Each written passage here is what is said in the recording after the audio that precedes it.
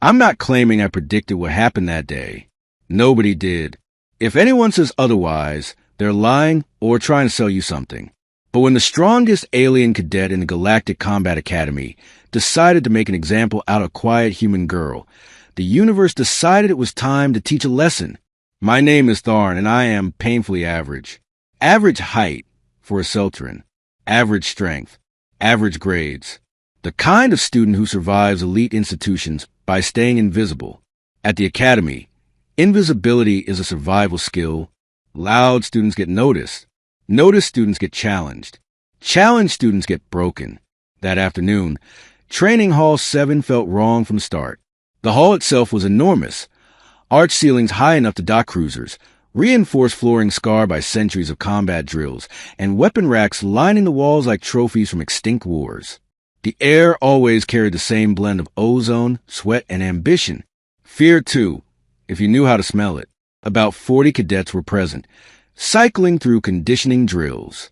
Except Krexer. Krexer never trained quietly. He stood at the center sparring circle, a towering mass of Worthian muscle and scales, all four arms folded across a chest that looked more like armor plating than flesh. He was over 7 feet tall, with a tail heavy enough to dent bulkheads and a cranial crest flared wide. Pure intimidation display. Krexer was Academy royalty. 17 students hospitalized in half a year. 0 real consequences. His family owned mining operations across 3 systems.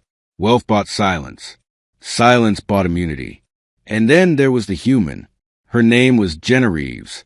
She was small, 5.5 feet. No claws, no armor, no natural weapons.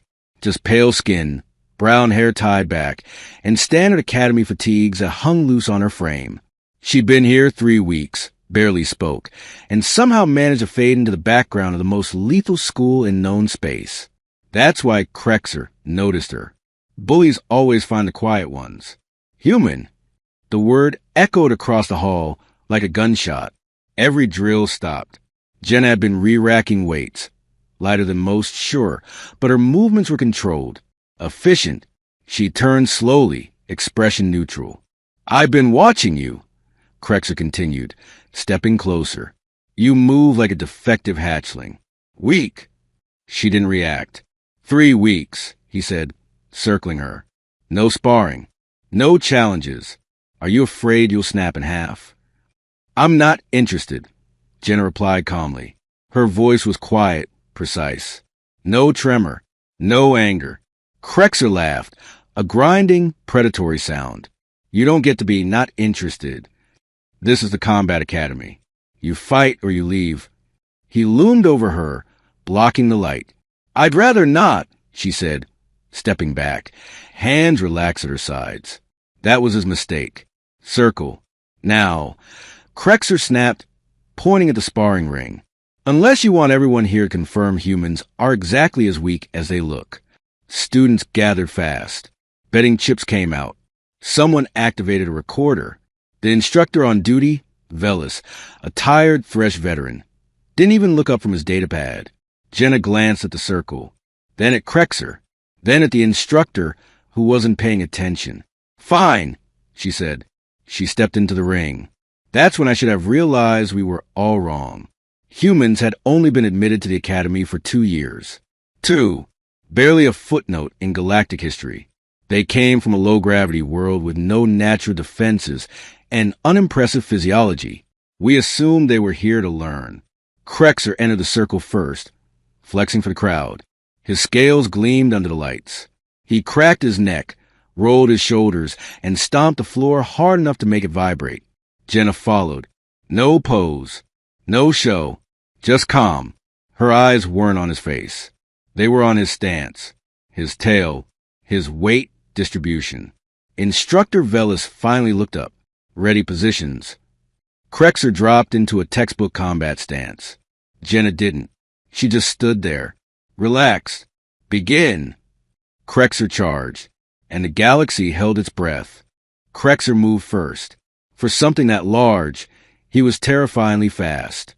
His massive frame crossed the sparring circle in 3 strides, all 4 arms coming down in a crushing overhead strike meant to end the fight before it started. It should have worked. No one that size should be able to move that quickly. No one that small should have been able to escape. But when his fists hit the mat, Jenna wasn't there. She slid sideways, not leaping, not scrambling, just gone, like water flowing around stone. Krexer's strike hit empty floor with enough force to send a shockwave through the reinforced plating beneath our feet. The sound echoed. Before Krexer could reset his stance, Jenna stepped in, not away, inside his reach, inside the kill zone. My stomach dropped. Her elbow snapped upward, sharp and compact, slamming into a narrow gap between his chest plates. A vulnerable joint most of us didn't even know existed. Krexer staggered, actually staggered. A wheezing, broken sound escaped his throat. The crowd froze. Someone whispered, "That didn't just happen." Krexer recovered fast. He was a champion for a reason, but the surprise was there. His crest flared wider as anger replaced confidence. His tail lashed out in a brutal arc aimed at her head. Jenna ducked beneath it with inches to spare. That tail could have crushed her skull. Instead, it sliced harmlessly through empty air. She rose inside his guard again and drove her taped fist into the nerve cluster along his lower arm. The effect was instant. One of Krexer's arms went limp, hanging uselessly at his side. "What did she do?" someone beside me asked. "I don't know," I answered honestly. Krexer roared, full volume raw fury, and launched a barrage of strikes with his remaining 3 arms. Heavy blows, proper technique, enough force to pulp steel. Jenna moved like she was dancing through rain.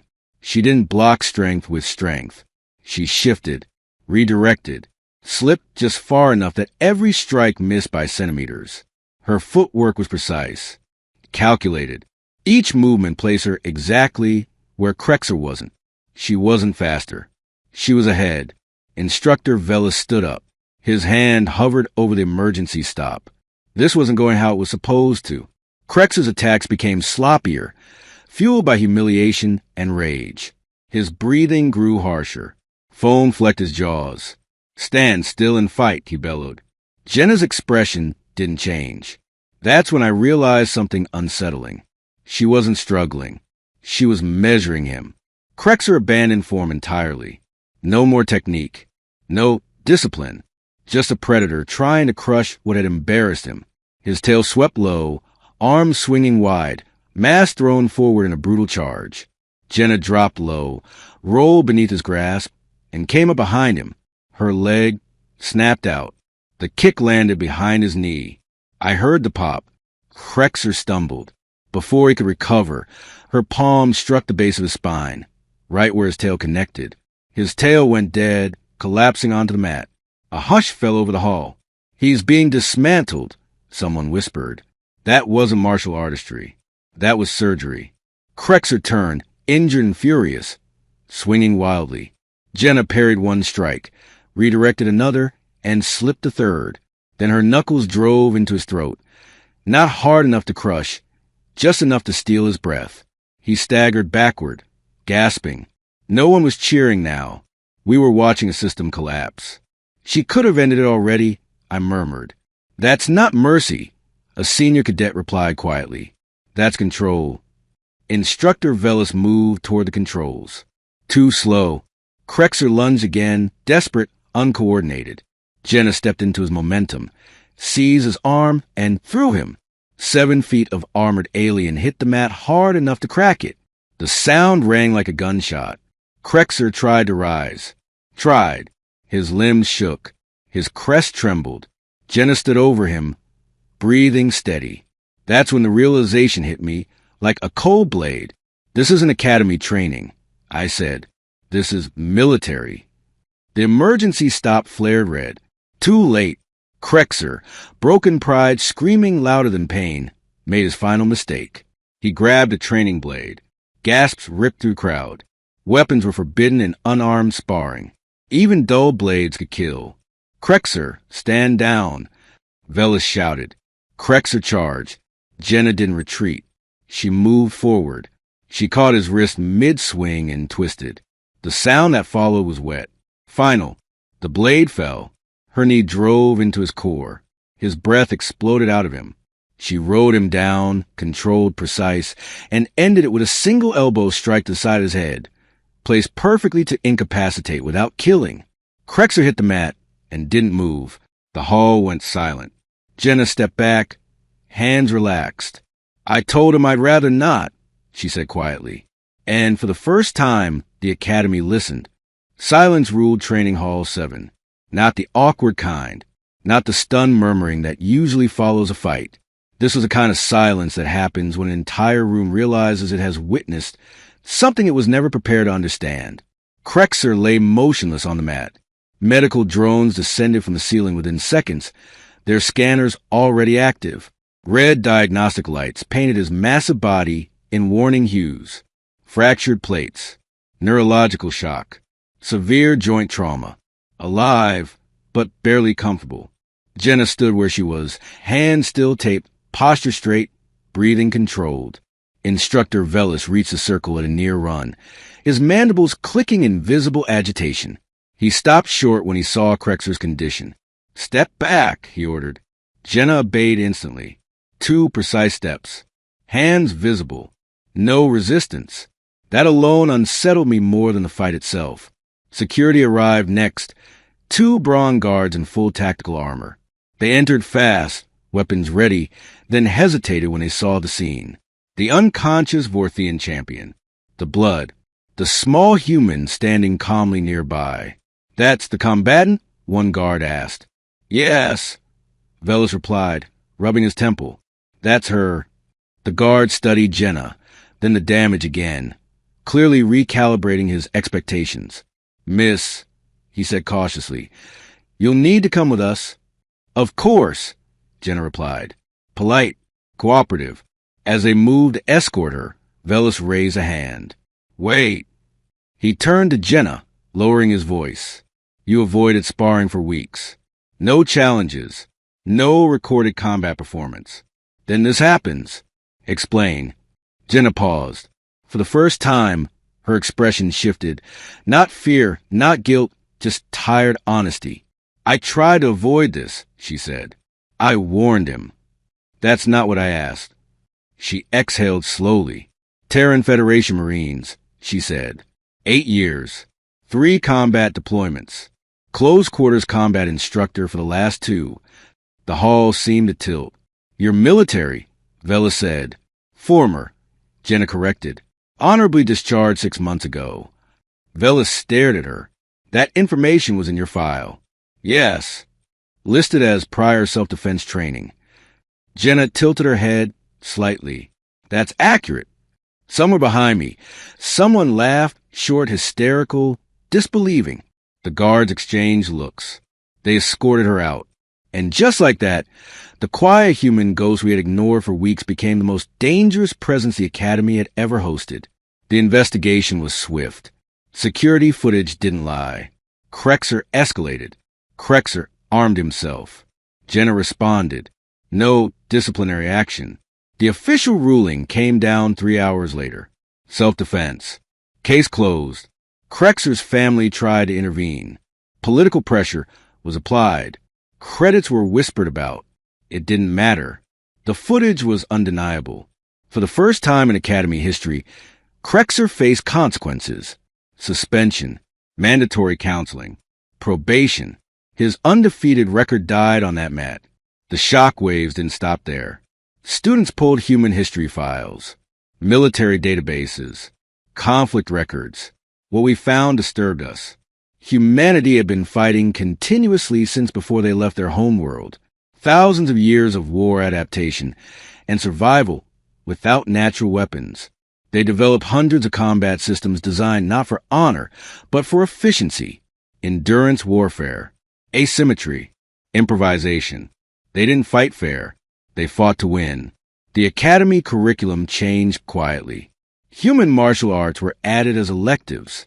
They filled instantly. Instructors started watching human students differently, not dismissively, but carefully, respectfully. 2 months later, everything felt different. Jenna still kept to herself, still ate alone, still spoke only when necessary. But no one challenged her. Not ever. When she walked through the corridors, students moved aside, not out of fear but acknowledgement. Krexer returned eventually, smaller somehow, quieter. He apologized to students he'd previously hospitalized. No one mocked him. We understood now. I graduated last week. During my exit interview, the counselor asked if I had advice for incoming cadets. I smiled. Don't pick fights with humans, I said.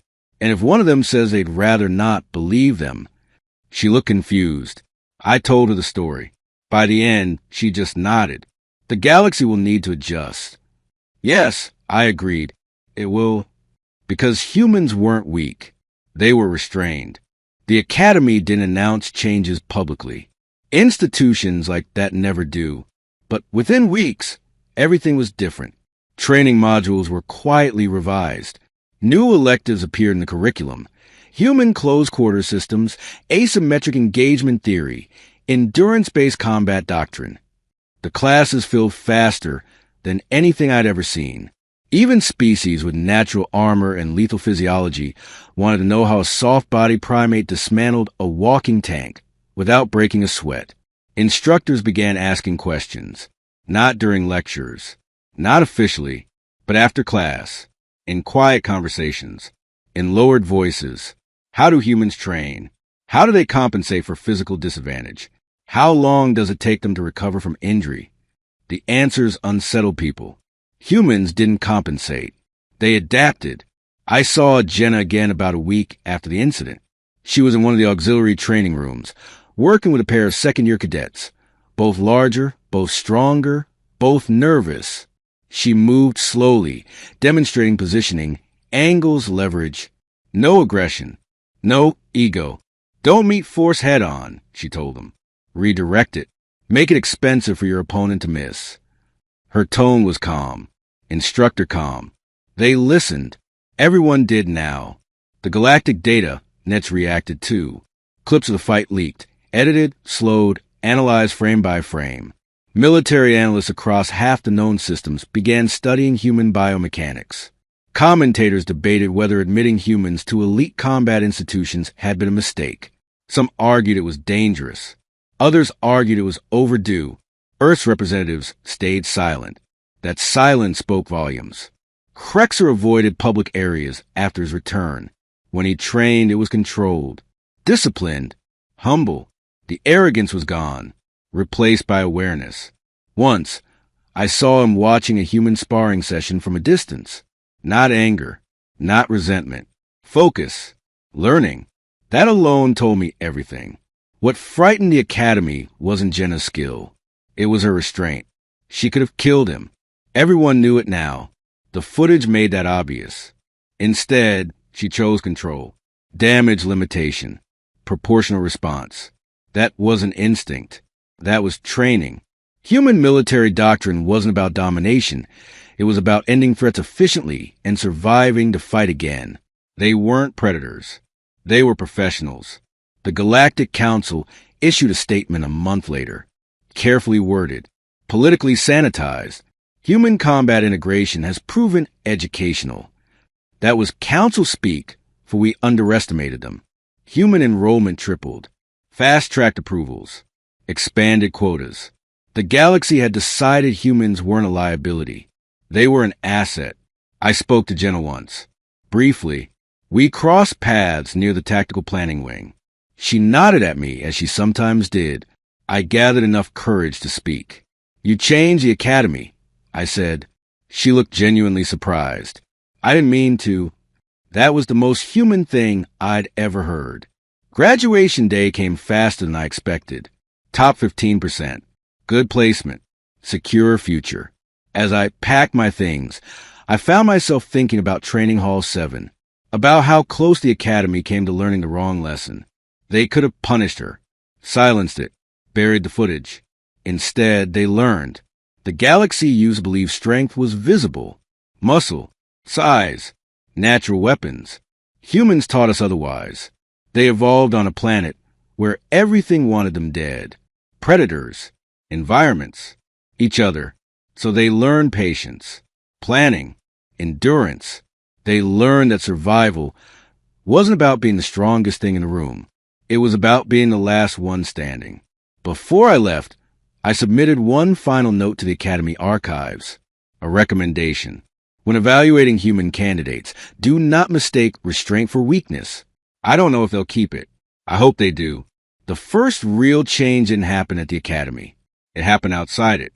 3 weeks after the incident, a joint security operation in the neutral zones quietly requested human advisors, not diplomats, not engineers, combat consultants. That request alone sent shockwaves through interstellar channels, because until then, humans had been treated like promising students, eager, intelligent, inexperienced, useful in theory, unproven in practice. Training Hall 7 changed that narrative. The security firm I signed with adjusted my onboarding after the news broke. A new briefing was added to orientation. Human operational doctrine. That title alone made veterans uneasy. The presenter, a grizzled Corliss mercenary, didn't sugarcoat it. Humans don't fight for glory, he said. They fight to end threats permanently. If one of them tells you they'd rather not escalate, believe them. I almost laughed. Almost. Human reputation grew fast. Too fast for comfort. Pirate clans stopped targeting Terran convoys. Border skirmishes ended without explanation. Entire conflicts stalled after humans were assigned to advisory roles. They didn't posture. They planned. They didn't threaten. They acted. And when they did, it was decisive. Back at the Academy, human students no longer trained alone. Cadets from predator species requested pairings with them. Not to dominate, to learn. How do you stay calm? How do you know where to strike? How do you fight something bigger than you? The answers were always simple. Experience, observation, practice. Humans had a terrifying relationship with adversity. They didn't fear it. They normalized it. Jenna was promoted to assistant instructor status by mid-semester. Unofficially, she never wore a different uniform, never sought authority. But when she spoke, instructors listened. She redesigned sparring protocols. More control, less spectacle. Fighting isn't about proving anything, she told one class. It's about surviving. Some cadets didn't like that. They washed out quickly. The Galactic Council commissioned a report. Human combat integration, risks and opportunities. The summary leaked. The conclusion was blunt. Underestimating humans poses a strategic liability. That sentence alone reshaped policy. I received a message from a former classmate stationed on a frontier world. Pirates pulled out after humans arrived. No shots fired. Just planning. Another wrote, they don't scare people by being violent. They scare them by being capable. That distinction mattered. Krexer attended a human tactics lecture once. Sat in the back. Took notes. No one mocked him. We understood what he'd lost. We understood what he'd gained. Perspective. The galaxy had always respected strength. Humans brought something else. Resolve. They didn't need to dominate rooms. They controlled outcomes. They didn't need to fight often. But when they did, they finished it. On my final day at the Academy, I passed Training Hall 7. The floor had been repaired. The scars remained. I stood there for a long time, not because of the violence, because of the restraint. That was the lesson. The galaxy didn't panic. That surprised a lot of people. When a new species proves capable of dismantling long-standing assumptions about strength in combat, panic is usually the response. Emergency councils, defensive alliances, quiet arms races. Instead, the galaxy paused and watched. Humans didn't rush to capitalize on their new reputation. They didn't issue threats. They didn't demand authority. Terran officials remained frustratingly calm, almost indifferent. They let the evidence speak, and it spoke loudly. Within months, joint task forces began restructuring command protocols. Human officers weren't placed at the top, not officially, but their recommendations started carrying unusual weight. Battle simulations changed. Where once engagements focused on overwhelming force, humans emphasized terrain control, logistics denial, psychological pressure. Win before the fight starts. One human strategist reportedly said, that philosophy unsettled older species. It also worked. At the academy, failure rates dropped, injuries declined. That alone silenced most critics. Turns out, teaching restraint alongside lethality produced better warriors. Who would have guessed? I met Jenna once more before leaving the system. She was in the observation deck, watching first-year cadets spar. Humans and non-humans mixed together. No posturing. No intimidation. Just training. You staying on? I asked. For now, she replied. Teaching? She shrugged. Helping. That answer fit her perfectly. The official archives would later summarize the incident in Training Hall 7 as a disciplinary altercation. That description missed the point entirely. What happened wasn't discipline. It was revelation. Humanity didn't dominate the academy. It integrated. That made them far more dangerous. They learned alien doctrines, alien physiology, alien psychology, and they adapted, always adapting. The more we learned about human history, the clearer it became. They weren't born warriors. They were forced to become them. Every advantage they lacked biologically, they compensated for culturally. Persistence, ingenuity, refusal to quit. On Earth, survival wasn't guaranteed, so they learned how to take it.